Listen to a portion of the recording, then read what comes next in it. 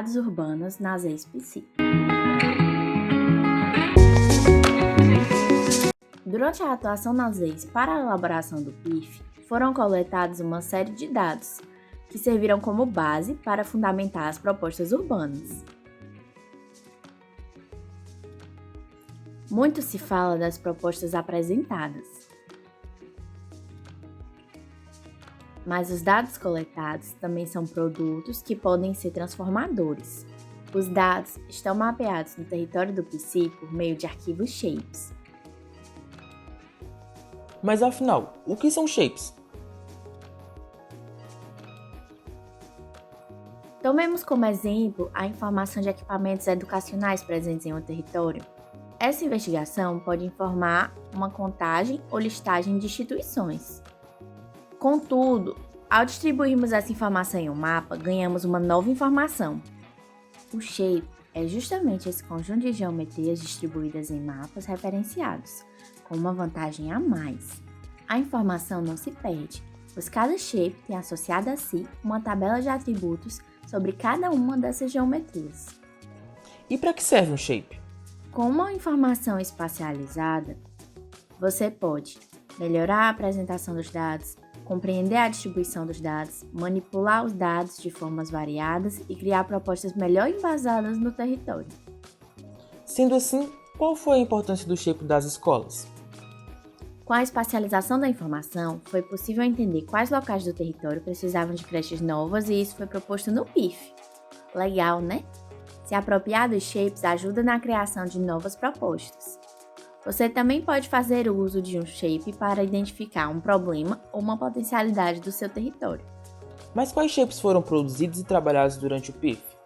Durante o desenvolvimento dos PIFs, uma grande diversidade de shapes foram manuseados. Alguns deles vieram diretamente de instituições e foram atualizados. Outros foram elaborados do zero pela equipe de trabalho, de acordo com a necessidade. A informação acerca do acesso à rede de esgoto pode ser analisada por meio do shape de rede municipal disponibilizado pela CAGES. O shape de linhas e pontos de ônibus, por sua vez, informou quais vias possuíam rotas e paradas de ônibus no território.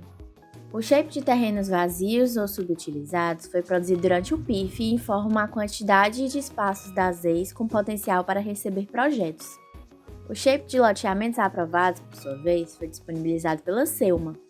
O shape de edificações permite a leitura dos cheios e vazios do território. Esse shape foi produzido pela Secretaria de Finanças, a CEFIN.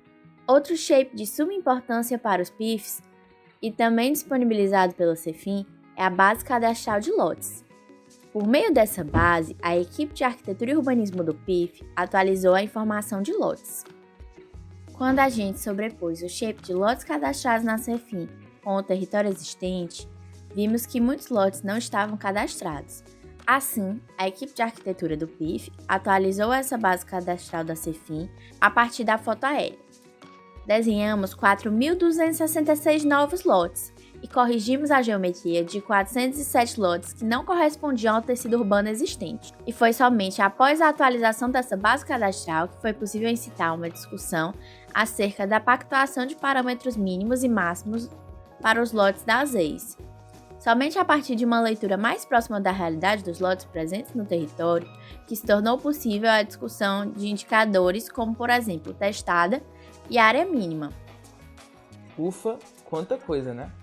Acho que deu para entender o quão importante pode ser um shape e sua interpretação. E agora a questão é saber, o que fazer com toda essa informação disponível? As respostas são muitas. Aprender a manipular cada shape, entender melhor cada um deles, criar novos shapes com os dados existentes ou até mesmo repensar novas propostas. Aprender a manipular os shapes pode ser útil também para questionar propostas que não atendem às demandas dos moradores. Afinal de contas, informação é poder. Cabe agora escolhermos nosso próximo passo em busca da ampliação do conhecimento sobre as EIS.